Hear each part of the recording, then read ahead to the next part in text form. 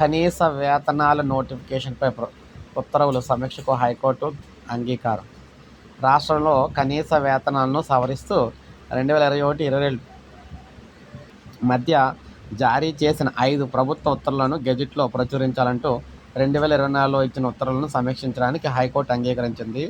ఉత్తర్వులను సమీక్షించాలన్న ప్రభుత్వ పిటిషన్తో పాటు గత ఉత్తర్వులను అమలు చేయకపోవడంపై కార్మిక సంఘం దాఖలు చేసిన కోర్టు ధిక్కరణ పిటిషన్పై జస్టిస్ నగేష్ భీమపాక విచారణ చేపట్టి ఉత్తర్వులు విడుదల చేశారు.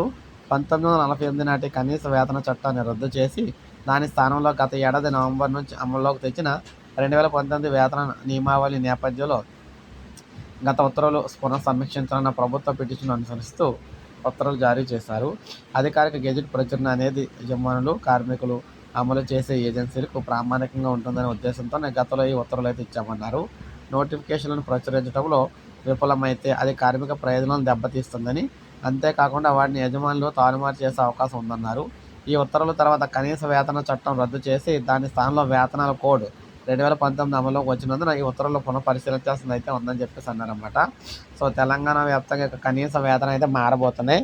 ఏదైతే పనిచేసే వారికి వేతనాలు ఉంటాయో ఆ వేతనాలు అంటే సాలరీస్ అనేవి పెరగబోతూ ఉన్నాయన్నమాట.